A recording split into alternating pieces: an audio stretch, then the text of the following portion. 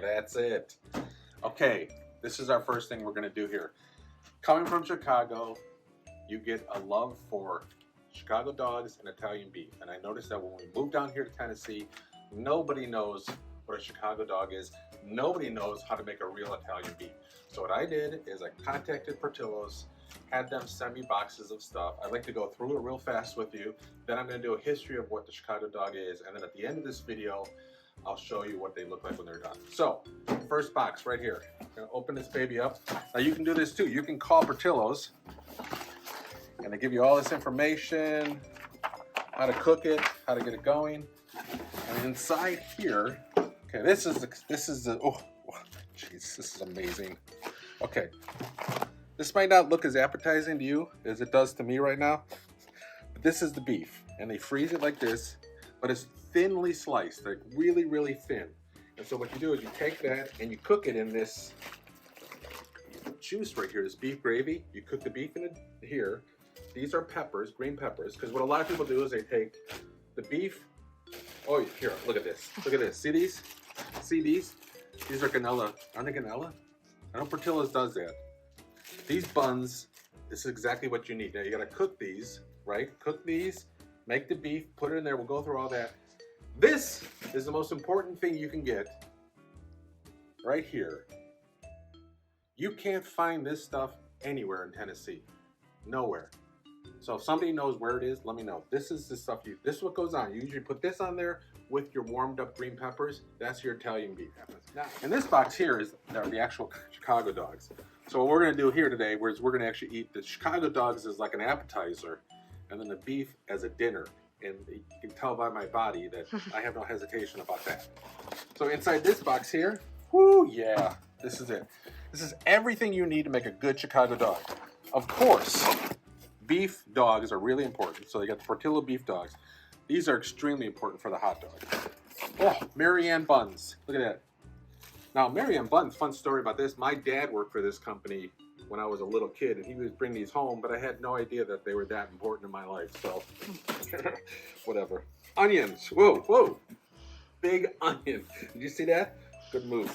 Tomatoes are important. I don't like them on it, but they're important. So some people like it. So onion, tomato, celery salt, salt, very important.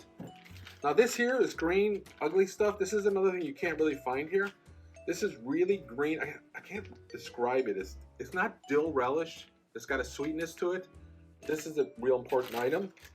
These are huge. A lot of people don't like these. These are called sport peppers. I don't know if we can get these in here either. I think we can. The key, the pickle. Gotta have the pickle. And mustard. You don't put ketchup on a Chicago dog. Now some people do, and those people aren't welcome back into most Chicago restaurants that serve hot dogs. They're not really welcome back here. So you got the onions, you got the mustard, you got the pickle, you got the celery salt, you got the peppers, you got the tomato, you got the onion. I said the onion already.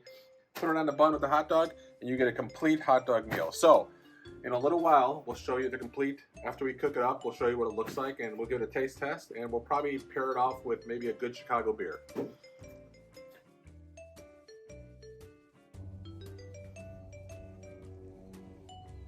That's it. That's a Chicago dog. The celery salt, the relish, the onions, the sport peppers, just the mustard, the pickle. Can't really talk about it anymore, just gotta do it now.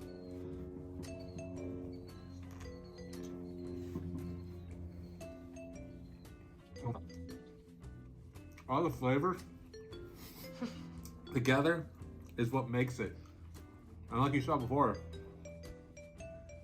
they would put these together back in the early 1900s as like full complete meals, as many things as they can put on there. Meat, the relish, all these things together were all just to make one complete meal, which it is. So I would order Portillo's as fast as you could. We'll do the beef later.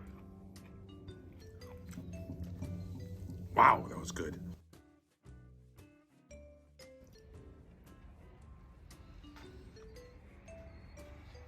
There it is. So it's like been, because it's dark out now, I would say 4 hours later. So this is like the main course. So what you got here is you got the Italian beef that's been sitting in a juice, which is beef juice with a lot of different spices and peppers. You can make your own. I probably will make my own one day too, but Portillo's has mastered it. You put the green peppers on there, you put the hot giardiniera on there, and then I'm gonna pair it with another Chicago beer. 312 from Goose Island. This is a Chicago beer. So I'm gonna go with this So let's give it a bite. Check it out.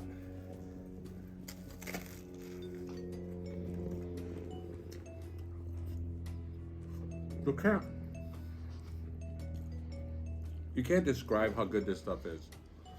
Like the beef and the hot dog from Portillo's, or just Chicago in general. There's a lot of great Chicago restaurants to do. You can't describe what this means to people from Chicago. It's like you grew up with this, the flavors you miss, and then you move out of the state and you don't get it anymore. So I'm gonna have a link at the bottom of this video to go get your beef or hot dogs from Portillo. I would recommend the beef for the hot dogs. The hot dogs is a different taste, but the beef is something that nobody else does it like this.